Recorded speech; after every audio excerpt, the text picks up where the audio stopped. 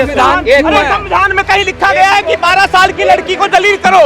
आगे पॉइंट पर, हमारे देश के अंदर महिलाओं की इज्जत और किसी की जान, वो जान किसी की भी हो सकती है और महिलाओं की इज्जत सबसे सस्ती है आज के टाइम। इनके मैं मानता हूँ सगी भौजाई हैं, लेकिन मैं अपनी सगी भौजाई से ही मैं स्वयं मैं ये क्वेश्चन करना चाहता हूँ कि अगर मेरी सगी भतीजी होती तो क्या अखिलेश भैया डीएनए टेस्ट मांगते? जब 12 साल की लड़की का रेप होता है तो योगी आदित्यनाथ बुलडोजर चलाता है तो विपक्ष वाले संसद भवन में उठा लेते हैं तिरंगा। बुलडोजर चलाना कहाँ का कानून है? क्यों नहीं है? कौन सा कानून में लिखा है? कोई कानून में है? इनसे ये पूछो कि कौन से कानून में है किसी बहन बेटी को जलील किया जाए? कौन से? जब 12 साल की लड़की का रेप होता है चुप रहता है। विपक्ष कन्नौज में बलात्कार होता है, उनके ही सांसद। नमस्कार, आप देख रहे हैं न्यूज़ 1 इंडिया और मैं हूं आपके साथ आस्था तिवारी।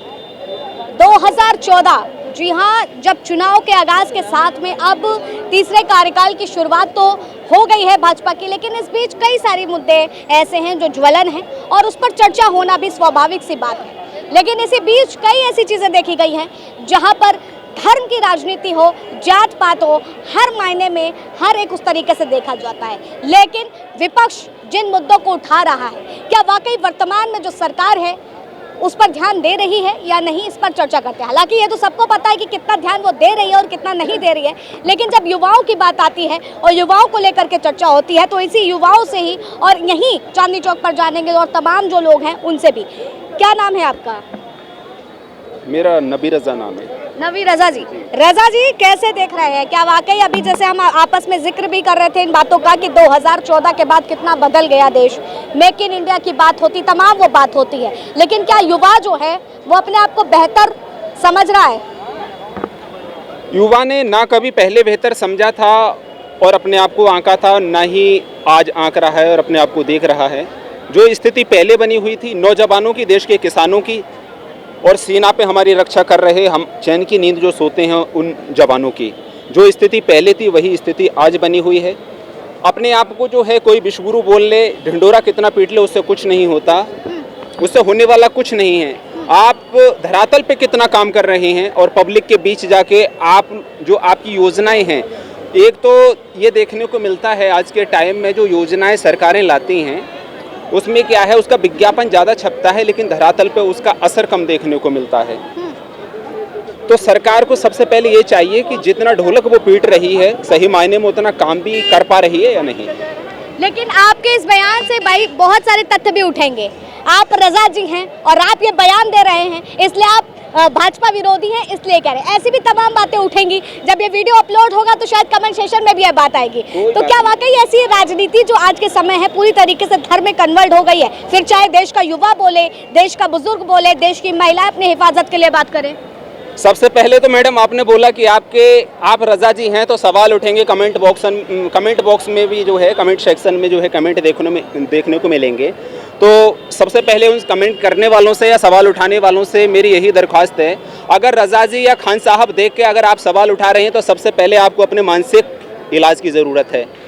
सबसे पहले हम भारतीय हैं, उसके बाद किसी धर्म को मानने वाले हैं। हमें गर्व होता है कि हम इंडियन हैं और इंडियन मुस्लिम हैं, इस चीज़ पे हमें गर्व होता है। अगर जो ये सोचते हैं कि रजा जी हैं या खान साहब हैं तो उन्हें सबसे पहले अपना इलाज करवाएं, उसके बाद जो है मुद्दों की जो राजनीति करें और बात करें सिर्फ मुद्दों की करें। कोई रजा है या कोई खान है तुम्हें उससे क्या मतलब, कोई सिंह है, शर्मा है, ठाकुर है, तुम्हें क्या मतलब उस चीज़ से? तुम ये बताइए अगर पॉलिटिक्स कर रहे हो तो उसमें जो है जनता के लिए बेनिफिट क्या दे रहे हो? और आज हमारा देश जिस तरीके से आपने बोला कि विशेष समुदाय से हूँ मैं, रजा जी या खान साहब जो भी आपने जो है कोट किया, मैंने कोट इसलिए किया उस बात को क्योंकि हमारे देश में अगर चुनाव भी होता है तो ये मानसिकता लोगों की होती है, धर्म जात पात के आधार पर ही यहाँ पर चुनाव भी लड़े जाते हैं। उनका इलाज तो मैंने बता दिया, सबसे पहले उनके लिए आगरा रखा हुआ है ना, इतना बड़ा हॉस्पिटल है, आगरा में जाके अपना इलाज कराएं। आज हमारे देश को किसी भी धर्म की ज़रूरत नहीं है। अगर किसी को आप ये बोलते हैं कि हम धर्म की रक्षा कर रहे हैं या जो है धर्म की पॉलिटिक्स कर रहे हैं, हमारा चाहे कोई हिंदू भाई है, अगर वो अपना पूजा पाठ कर रहा है तो खुद चल के मंदिर जाता है, भगवान की सुबह पूजा करता है, शाम को आरती करता है। मैं मुसलमान हूँ, खुद चल के मस्जिद जाता हूँ, अपनी नमाज पढ़ता हूँ, 300 रोजे रखता हूँ, वो मैं खुद करता हूँ, कोई पॉलिटिशियन नहीं करता। धर्म कैसे बचाते हो? धर्म धर्म की अगर बात करेंगे ना, तो हमारे एक डिप्टी सीएम रहे थे उत्तर प्रदेश के अंदर, मथुरा की एक सभा में उन्होंने बोला था कि Sita ji test tube baby थी। अब ये बताइए, सीता जी का जन्म एक घड़े से हुआ था। सीता जी की जो उत्पत्ति हुई थी, उत्पन्न जो हुई थी, जो पैदा हुई थी, एक घड़े के माध्यम से हुई थी। अरे वो ईश्वर की कृपा है, सीता जी राम का युग था यार, वो कैसे भी पैदा हो सकती थी। तुम सीता जी के लिए टेस्ट ट्यूब बीबी और अपने आप को जो धर्म के रक्षक बताते हो, शर्म आनी चाहिए तुम्हारे लिए यार। उस दौर में क्या टेस्ट ट्यूब बेबी थी? जो टेक्नोलॉजी है टेस्ट ट्यूब बेबी, ये टेक्नोलॉजी थी क्या? उनको खुद चाहिए। भारतीय जनता पार्टी से गठबंधन करके और सरकार में हिस्सेदारी लेने वाले संजय निषाद राजा दशरथ जी का पुत्र मानने से इनकार उन्होंने किया रामचंद्र जी के लिए, और जो उनके साथ गठबंधन करके सरकार चला रहे हैं उनके मुंह में दही जम जाता है। कैसे जो है धर्म की रक्षा कर रहे हो आप? अगर एक मिनट मैडम, एक मिनट पूरा सुन लीजिए। पूरा सुनने के बाद, और इसमें से कुछ भी कटना नहीं चाहिए। गोदी मीडिया जो तमगा मीडिया को दिया गया है, वो इसीलिए दिया गया है। मीडिया क्या चाहती है और क्या दिखाती है, वो सिर्फ यही दिखाती है और यही दिखाना चाहती है कि जो जिससे अपनी टीआरपी बटोर सके, सच को दिखाना नहीं चाहती। आज हमारे देश की जो सच्चाई है, जो ढिंडोरा पीटते हैं कि हम धर्म की रक्षा कर रहे हैं, सही मायने में वो धर्म का बिजनेस कर रहे हैं। अच्छा। हाँ, कोई धर्म की रक्षा नहीं कर रहा। कैसे धर्म की रक्षा कर रहे हो? अच्छा देखिए, इस बातों का जिक्र करना इसलिए जरूरी हो गया। अभी हम जिक्र भी कर रहे थे कि असम में जिस तरीके से योजना, एक नया नियम लागू किया गया है कि जुमे का ब्रेक अब नहीं मिलेगा वहां पर लोगों को। इस तरीके की जो चीजें आती है तो फिर कैसे देख रहे हैं?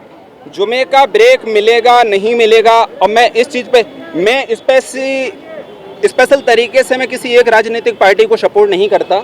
मेरे हीरो हैं रानी लक्ष्मीबाई, मेरे हीरो हैं भगत सिंह, मेरे हीरो हैं मेरे निहत्थे भारतीयों पे गोली चलाने वाले जनरल डायर की खोपड़ी में गोली भरने वाले सरदार उधम सिंह, मेरे हीरो वो हैं। मेरा कोई नेता नहीं है।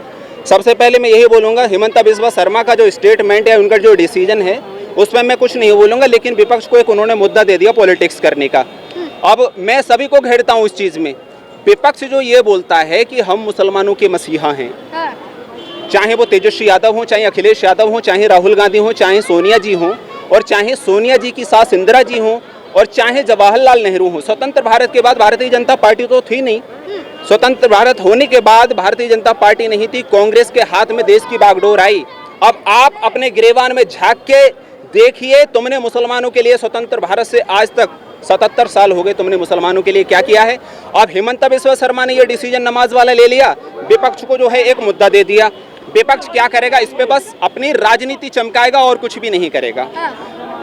विपक्ष मुसलमानों के लिए कलम की ताकत क्यों नहीं देता? मुसलमानों के एजुकेशन की बात क्यों नहीं करता? मुसलमानों के उसके स्वास्थ्य की बात क्यों नहीं करता? एक मिनट, देश में क्या मुसलमानों के लिए काम नहीं होता? ये किसने बोला काम नहीं होता? पूछ रही हूँ, सवाल कर रही हूँ। काम सबके लिए होता है। एक मिनट, अगर विपक्ष ये सोचता मुस्लिम के लिए, आप ये हमारे छोटे भाई हैं, बहुत अच्छी बात किए हैं। आप इस चीज़ को भैया इधर ध्यान दो, उधर मत ध्यान दो। मैं आपको एक क्वेश्चन आपसे पूछता हूँ। आप दुनिया से क्वेश्चन पूछते हो, लेकिन मैं आज आपसे क्वेश्चन पूछ रहा हूँ। आप इस चीज़ को बताइए कि राहुल गांधी जी को बैकग्राउंड इमरजेंसी आज नहीं दिखाई दे रही है क्या? कि इमरजेंसी जो कंगना रनौत ने जो पिक्चर बनाई है, इमरजेंसी आएगी तभी इमरजेंसी दुनिया को दिखाई दिया जाएगा। पर बात यहाँ पर राहुल गांधी या इमरजेंसी की नहीं हो रही है। बात यहाँ पर बेरोजगारी की हो रही है, युवाओं को लेकर। यार बेरोजगार आप भी तो हो, आप क्यों कैमरा लेकर के घूम रही हो? तो ये तो हमारी नौकरी है ना। ये नौकरी है, आप मानती हो ना इस चीज की? और क्या, हम तब तो ये भी भैया की भी, अगर वो वहाँ पटरी वाला अगर साइकिल लेकर के खड़ा है तो उसकी भी दुकान है, उसकी भी रोजगार है, उसकी भी नौकरी है एक। अच्छा, तो आप इस चीज की तुलना करो ना आप। लेकिन आज विपक्ष, जब 12 साल की लड़की का रेप होता है चुप रहता है। विपक्ष कन्नौज में बलात्कार होता है, उनके ही सांसद ये अखिलेश यादव जी के, जो डिम्पल यादव जी हैं, मैडम जी हैं, हमारी भाभी हैं, सगी भाभी हैं, समझ लो। सगी भाभी हैं। अरे भैया देखें इनकी सगी भाभी हैं। ताली बजा दो इनके। मैं मानता हूँ सगी भौजाई हैं, लेकिन मैं अपनी सगी भौजाई से ही मैं स्वयं मैं ये क्वेश्चन करना चाहता हूँ कि अगर मेरी सगी भतीजी होती तो क्या अखिलेश भैया डीएनए टेस्ट मांगते? कहाँ से बात कर रही हो विपक्ष की? विपक्ष है कहाँ? मोदी जी के सबके जो है जिक्र किया है, तो मैं एक ही चीज बोलूंगा, हमारे देश के अंदर महिलाओं की इज्जत और किसी की जान, वो जान किसी की भी हो सकती है, और महिलाओं की इज्जत सबसे सस्ती है आज के टाइम में। सबसे सस्ती है। कोई भी लफंगा आके हमारे देश की महिलाओं पे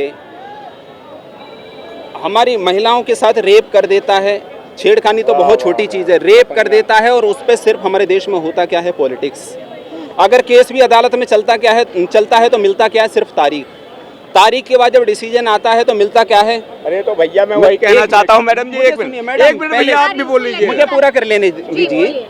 जब कोर्ट में जब उसका केस चलता है तो मिलता क्या है, उसके हिस्से सिर्फ तारीख आती है और जो उसमें दोषी होता है उसका जो है फूल मालाओं से उसको बरी करने के बाद जो है स्वागत किया जाता है। क्या बिल्किस बानो की बात कर रहे हैं? लेकिन मैडम मैं बिल्किस बानो की ही बात नहीं कर रहा हूँ, मैं अंकिता भंडारी की भी बात कर रहा हूँ, किरण नेगी की भी बात कर रहा हूँ और बिल्किस बानो की भी बात कर रहा हूँ। आप किसी की बात कर रहे हो, मुझे कोई लेना देना नहीं है। हाँ। मैं इस समय यहाँ जितने भाई खड़े हैं सब लोग भैया दिल पर हाथ रख करके बताना, अगर मैं गलत कहूँगा तो मेरा साथ मत देना, अगर सही बोलूँगा ताली जरूर बजाना। इस चीज़ को आप बताना कि आप एक बात बताओ, जब 12 साल की लड़की का रेप होता है तो योगी आदित्यनाथ बुलडोजर चलाता है तो विपक्ष वाले संसद भवन में उठा लेते हैं तिरंगा। बुलडोजर चलाना कहाँ का कानून है? क्यों नहीं है? कौन सा कानून में लिखा है? कोई कानून में है? इनसे ये पूछो कि कौन से कानून में है किसी बहन बेटी को जलील किया जाए? कौन से? बुलडोजर चला दिया, बुलडोजर चलाना कौन सा? कुरान में लिखा गया है किसी बहन बेटी को जलील किया जाए, किसी को अपशब्द कहा जाए? कहीं आप बताइए, इसका जवाब दीजिए। आप यहाँ पर कुरान या भगवत मुझे दीजिए, बड़े भाई please keep silent, 1 minute listen me. मुझे संविधान में कहीं लिखा गया है कि 12 साल की लड़की को जलील करो? आगे पॉइंट पर साइड हो जाइए, साइड हो 12 साल जाइए। की एक मिनट, एक मिनट, ये संविधान में लिखा गया है। एक मिनट, इसको दिखाओ जरा। एक मिनट। अनुराग ठाकुर ने इसीलिए राम पप्पू से कहा था कि बताओ तुम अरे भाई सुनो भी तो। सबसे ज्यादा जो कीड़ा है अभी इन्होंने जो है संविधान में लिखा भाई गया ने बोला, बुलडोजर से नहीं चलेगा, बुलडोजर से भारत नहीं चलेगा, संविधान से भारत चलेगा। आपके हिसाब से जो बुलडोजर, एक मिनट, आपके हिसाब से जो बुलडोजर नीति चलाई जा रही है वो बेकार है? बिल्कुल गलत है, संविधान में कहीं नहीं है। अच्छा, कौन सा कानून है ये? तो या फिर कोर्ट बंद कर दो। तो बुलडोजर तो उसकी अवैध संपत्तियों पर चलाए ना। क्यों चल रहा है उसकी संपत्ति पे? अवैध संपत्तियों पे चलाना तो अधिकार है ना। अवैध संपत्तियों पे है, वैध संपत्ति पे किसने है?